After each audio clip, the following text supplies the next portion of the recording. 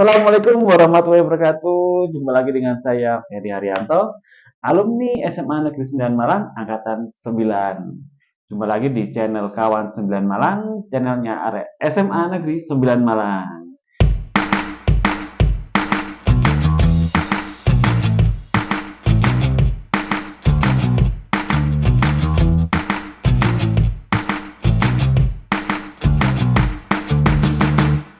Hari ini kita sedang berada di kediaman Mas Ardian, yang mana beliau adalah alumni SMA Negeri 9 Malang.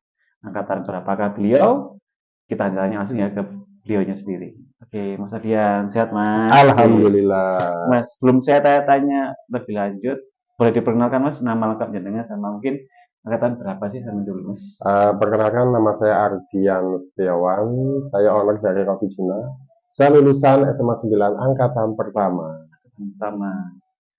Berarti kalau angkatan pertama bisa dibilang peletakan batu pertama Mas ya? Bukan. Bukan. Kalau peletakan batu pertama belum berdiri di gedungnya. Belum berdiri.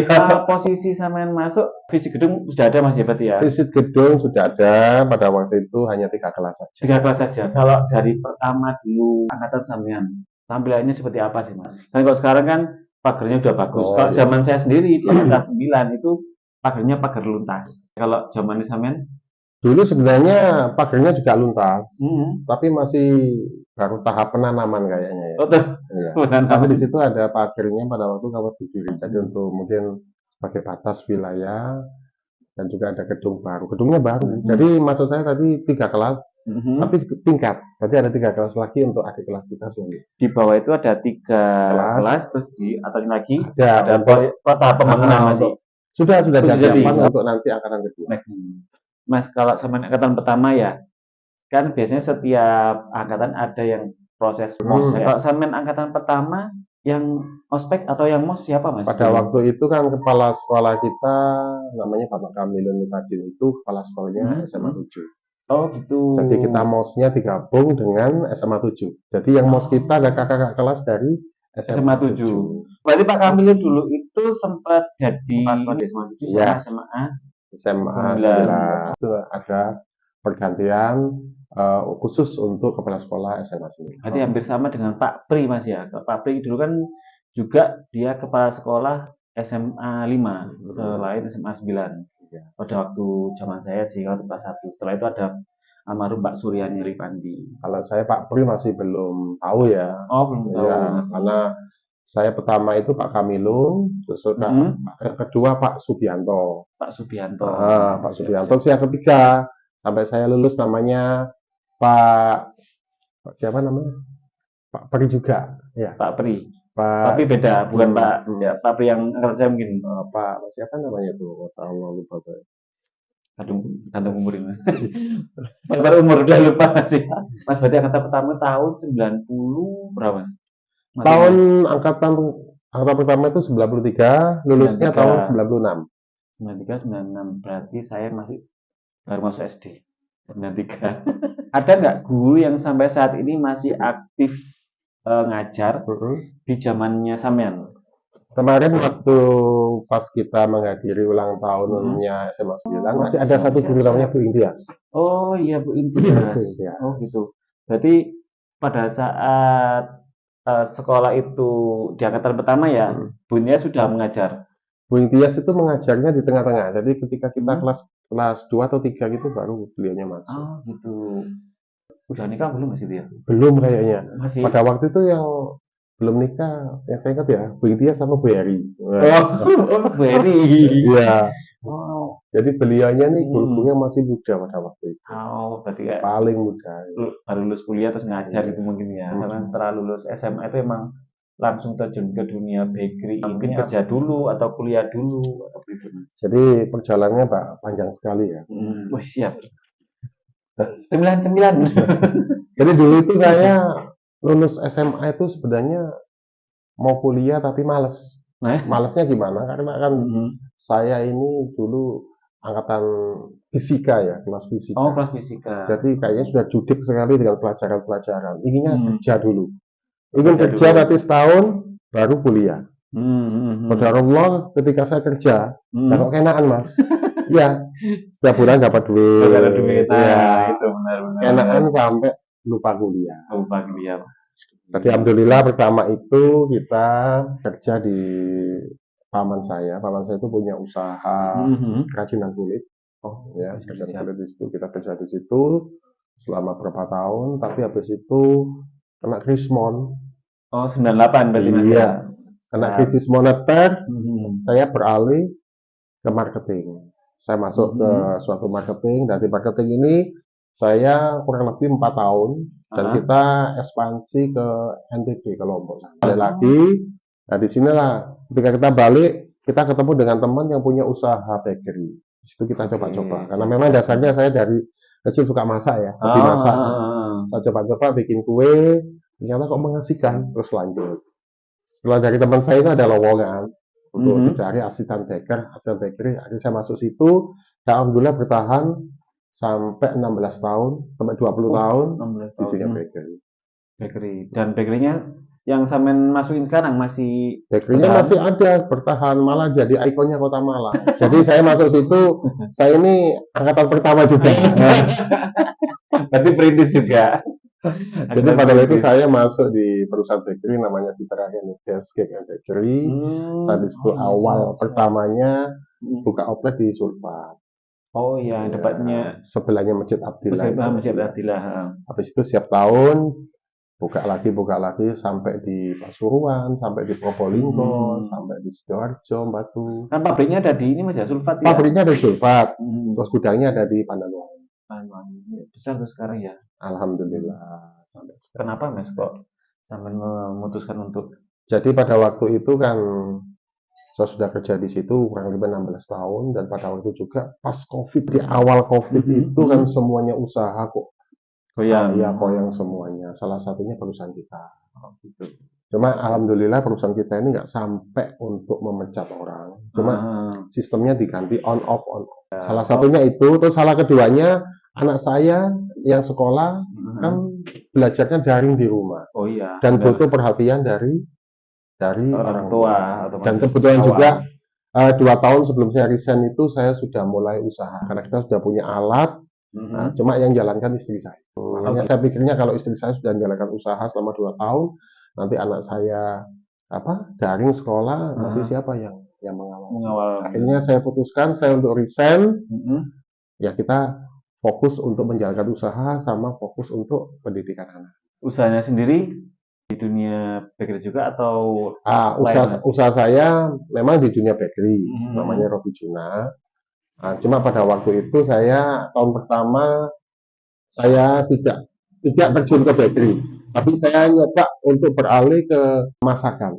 Oh, masakan. Ya, kan saya punya hobi masak. Benar, Masya Allah. 16 tahun kerja di roti nggak bosan sekali kan. Benar. Coba saya mau ke bidang lain, masakan. Dan alhamdulillah di situ saya menikmatinya. Pada waktu saya itu produksi siomay batagor. Oh, siomay batagor. Terus ada juga kita juga produksi masakan khas Lombok.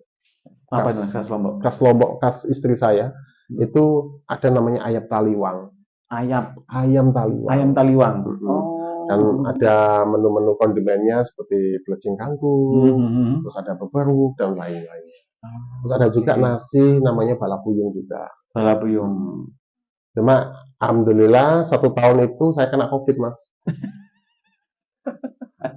Karena kena COVID. Iya, alhamdulillah. Kenapa saya bilang alhamdulillah? Karena COVID ini bagi saya membawa berkah. Jadi pada waktu saya kena COVID di rumah sakit itu saya berpikir, kok usaha selama 1 tahun ini stagnan ya usaha saya, baik roti maupun masakan stagnan. Apa mungkin saya harus fokus ke salah satu bidang? Jadi saya putuskan, insya Allah setelah COVID saya akan kembali lagi ke bakery. Dan pada Allah, ketika kembali ke bakery, ternyata memang bidang saya di situ. Dan berkembang sampai sekarang alhamdulillah karena kita fokus dengan kerjaan kita. Gitu. Mas tadi kan sampean bilang masakannya dari NTB. Sampean dulu juga pernah kerja nyeles di NTB juga. Ketemu nyonya berarti waktu nyeles itu Mas? Iya, nyonya sama. Kan ada pepatah mengatakan tresno jalanan suka gelibet. Nyonya ini dulu adalah tim kita. Oh, Satu alah. kerjaan. Ya, jadi ya salah satu hasil dari kita berkelana ke Pulau Lombok adalah saya dapat istri. Dapat istri. Jadi Berarti dulu sama-sama satu atap di sebuah ya di marketing perusahaan. juga. Akhirnya sampai balik ke Malang, itu sudah disahkan apa? Belum, belum. Jadi ketika beberapa tahun kemudian kita baru Oke, sempat siap. LDR long distance selama 5 tahun. LDR, waduh, sakit, Mas. Susah kalau jarang ada orang yang bisa tuh LDR. Tapi karena jodoh ya, biarpun dua pulau yang kita seberangi, alhamdulillah. Akhirnya yang masakan tadi enggak lanjut Mas ya? Masakannya saya pending. Oke, Saya pending dan saya hanya melayani, cuman melayani pesanan aja, bukan produksi tiap hari. Jadi fokusnya sekarang ke roti Juna. Ke roti Juna. Roti Juna, nah, ini namanya menarik Mas. Roti Juna ini pasti ada kepanjangan ataupun ada artinya Mas. Apa ini Mas artinya? Juna ini sebenarnya nama anak saya. Oh, nama anak anaknya. saya yang pertama namanya Yusuf Ardiansa, yang kedua namanya Noval Ardiansa. Jadi saya gabung. Jadi Juna. Juna juga punya arti yang lain, namanya jujur dan amanah. Insya Allah. Dan semoga usaha kita bisa saya jujur dan amanah. Berarti nama roti Juna ini waktu sampean terjun yang awal setelah resign itu atau setelah sampai kena COVID tadi Mas? Muncul nama roti Juna itu. Jadi roti Juna ini munculnya ketika kita mulai. Jadi sebelum resign kita sudah mulai merintis usaha. Cuma yang jalankan istri saya. Oh gitu. Tadi sih saya sempat ngobrol sama Nyonya Mas. Memang awal itu yang dibuat roti kering katanya ya. Ya, jadi awalnya kita dulu itu bikin cemilan Mas. Oh cemilan. Bikin cemilan. Terus kita bikin roti-roti juga, roti-roti yang tahan lama itu. Dan kita juga bikin frozenan pada waktu. Jadi kita ini ingin mencari peluang. Benar. Peluang yang diminati pasar apa. Jadi seorang pengusaha itu nggak boleh patah semangat. Satu gagal, nyoba lagi. Satu gagal, nyoba lagi. Roti Juna sendiri ini kan, sampean nggak ada outlet ya, nggak ada outletnya. Sampean juga kan cuman apa ya, rumah produksi lah bisa dibilang di sini ya. Jadi, untuk pemasaran sendiri seperti apa Mas kalau roti Juna? Jadi roti Juna ini belum punya outlet. Cuma roti Juna punya rumah produksi di Jalan Krisno nomor 7 Polean. Kita melayani untuk sementara ini adalah melayani sales. Oh gitu, ada dan pesanan-pesanan. Jadi kita sudah punya beberapa reseller ya, menjualkan produk kita. Setiap hari mereka ambil produk kita untuk disebar di toko-toko atau di outlet penjualan kue-kue basah area Malang Raya. Nah, kita juga menerima pesanan dari kantor-kantor untuk rapat. Jadi ada beberapa kantor yang sudah menjadi pelanggan kita. Dan juga untuk hajatan-hajatan. Jadi kita punya sistem di sini sesuai budget dan model roti. Oh gitu. Jadi customer mungkin punya budget sekian, kita bisa sesuaikan. Dari harga yang sudah kita tawarkan. Tapi untuk macam rotinya pilihannya dari sampean ya. Kamu kan orangnya, Mas aku punya gini Mas rotinya, nggak tahu ya. Bisa. Jadi kita sudah tentukan ya untuk roti yang saya tawarkan ke customer dengan harga sekian. Kalaupun ada customer yang ingin mungkin, Mas aku ingin roti yang lebih enak, kita bisa bikinkan. Atau Mas, budget saya terbatas, bisa nggak saya bikin harga sekian? Nanti kita kalkulasi, kalau memang masuk bisa. Jadi kita ini memudahkan customer. Jadi fleksibel lah. Fleksibel. Dan kalaupun ada customer yang dia punya contoh roti dari luar atau pernah dapat, Mas saya bikin roti yang seperti ini, insya Allah bisa saya bikin. Oke, siap. Kebanyakan nih kalau reseller kan ambil barang, ya udah barang itu habis ya urusannya reseller. Kalau di sini apakah seperti itu Mas? Itu namanya beli putus. Jadi awalnya dulu kita memang ada reseller yang beli putus, tapi lama-kelamaan reseller saya habis. Ya dari berapa orang kok habis. Saya tanya, loh kenapa kok nggak ambil roti lagi? Karena memang kalau beli putus yang nanggung aturan dianya. Resellernya. Nah, jadi ketika reseller itu roti yang kembalinya hampir 50%, otomatis kan rugi. Nah, itu saya rubah. Jadi saya punya dua sistem. Selain beli putus, saya juga konsinyasi. Maksudnya konsinyasi ini reseller hanya menjual dan mencari titik sebanyak-banyaknya. Paham. Dan untuk returnnya kita yang nanggung. Oh gitu. Berarti nanti bisa dikembalikan ke Mas Betul. Adrian, itu ya. Jadi umpamanya resellernya ngambil 100 biji roti, terus ada returnya mungkin 10, Oke, ya oke. 10 itu bisa dikembalikan ke kita. Jadi Oh. reseller tidak ada beban sama sekali. Berapa harinya roti itu harus dikembalikan? Jadi kita ini roti punya umur ya. Umur roti ini Benar. kita cuma kurang lebih antara 8 sampai 10 hari.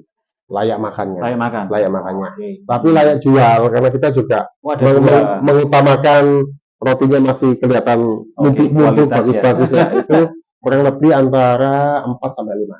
Ada sellernya saya wajibkan untuk mengambil atau untuk mengganti roti kita kurang lebih 4 sampai 5 hari. Iya. Tapi biasanya gini Mas, kan kita ini usaha juga harus disertai dengan sedekah. Jadi sebenarnya reseller saya ini ketika dia jual produk, dia cukup moto aja atau cukup laporan ke kita, Pak ini returnya tidak sekian. Nah di situ reseller saya beri kebebasan ya untuk barang waste ini atau untuk barang retur ini untuk disedekahkan. Entah Pak parkir atau di Pak Satpam atau mungkin di mana pengemis dan sebagainya. Sering Jumat berkah juga Mas ya. Oh iya. Itu memang dari sampean sendiri atau mungkin ada gabungan dari teman-teman atau seperti apa? Jadi seperti yang saya bilang dari awal tadi ya, bisnis kalau ingin maju harus disertai dengan sedekah. Alhamdulillah pada waktu saya mulai bisnis ini ada teman-teman komunitas yang mereka punya kegiatan namanya Jumat Berkah. Nah, Jumat Berkah ini mereka kerjasama dengan kita, yang biasanya Jumat Berkah itu kita ngasih nasi ke masjid-masjid ya. Kita coba dengan roti. Mungkin kalau nasi harga 10.000 pada waktu itu cuma dapat 1 nasi, tapi kalau diberikan roti bisa dapat 3 atau 4 roti. Dan saya yakin manfaatnya lebih banyak. Dan alhamdulillah kita ini kerjasama Mas, dari kerjasama dengan yayasan sosial atau komunitas tertentu yang mereka punya donatur untuk disampaikan dalam bentuk roti. Dan tugas kita yang dipeseni kita untuk menyebarkannya.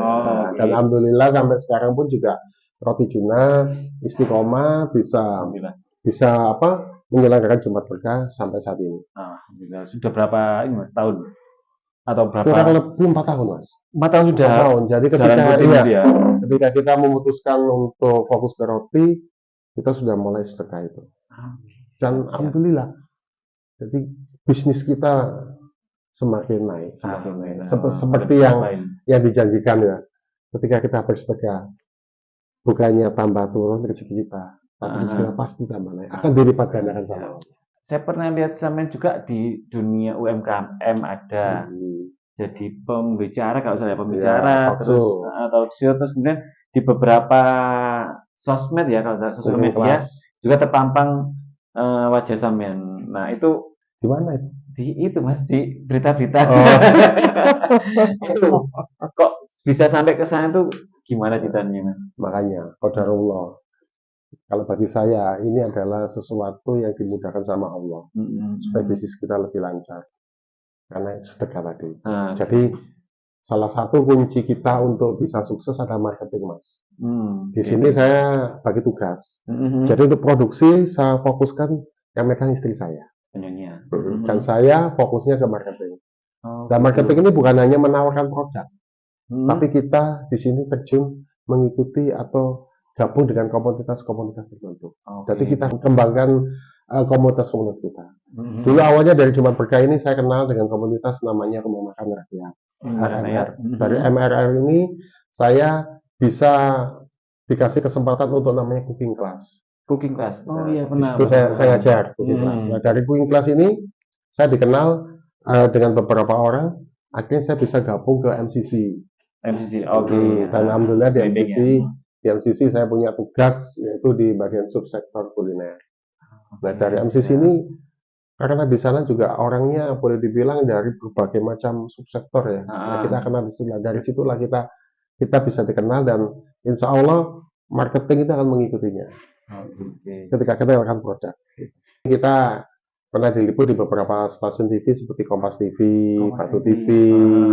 Terus pernah diliput di media kayak Surat Kabar juga. Benar, saya pernah lihat. Alhamdulillah juga ini juga sesuatu yang nggak diduga-duga. Dari ketika ada teman minta tolong untuk buat berita, oke kita bantu teman kita bikin berita. Dan kebetulan kita juga dapat imbalan, kita bisa lebih dikenal sama Oh, masyarakat. oke. Ya, kemarin kan sampean datang ke SMA 9 Mas ya. Ya, ulang Saya tahun. lihat ulang tahunnya yang 31. Nah, saya juga lihat roti Junat di pampang nyata di sana dan laris Mas ya. Alhamdulillah. Nah, lihat kemarin SMA 9 seperti itu Mas. Dari sekolahnya sekarang, terus murid-muridnya menurut sampean seperti apa Mas? Jadi SMA 9 sekarang ini luar biasa ya. Luar biasa. Nggak seperti saya pada waktu dulu ya.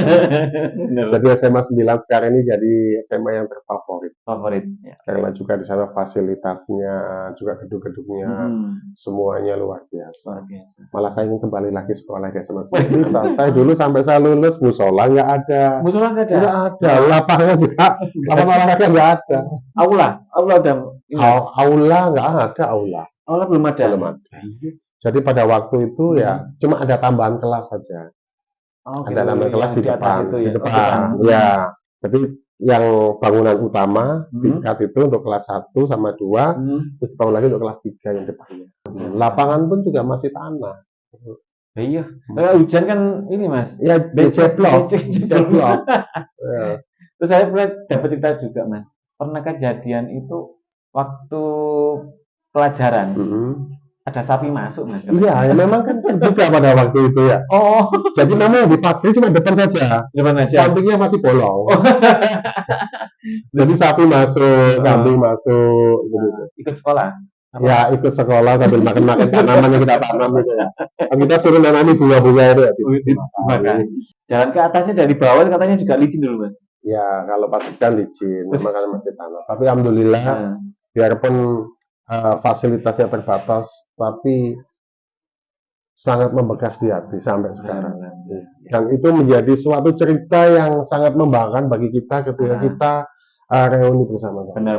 Ya, seperti kita waktu Jagung Tresno Mas ya. Nah, benar-benar. jadi kita punya cerita yang paling seru di antara cerita-cerita angkatan yang lain. Guru yang paling sampean ingat atau guru yang paling sampean fans siapa Mas? Pada waktu itu yang paling saya fans ya, terutama guru yang paling muda, Bu Heri. Bu Heri. Karena belum nikah. Bu Heri, ini salam dari Mas Adian.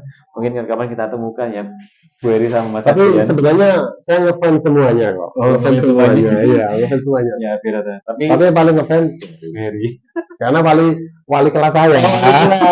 Doa yang terbaik untuk Mas Adian, semoga tujuannya terlancar. Amin. Terus kemudian ikatan Ikanawa kita terus berlanjut, kemudian nanti kita bisa bersama-sama. Ya, semoga istiqomah. Monggo, kalau ada teman-teman yang mau ikut serta berpartisipasi dalam Jumat Berkah kita, bisa menghubungi kita di Roti Junat. Kita salurkan di masjid-masjid, TPK-TPK, atau di panti-panti. Terima kasih dari kami. Kami mohon maaf karena kami hanya manusia biasa yang penuh dengan kekurangan. Kesempurnaan hanya milik Allah. Andra Interbobon Mas. Sempurna. Mas Adian, saya kasih waktunya. Selalu. Oke teman-teman, jangan lupa like, komen, dan subscribe. Semoga channel ini bermanfaat bagi kita semua. Barakallah. Wassalamualaikum warahmatullahi wabarakatuh. Dadah.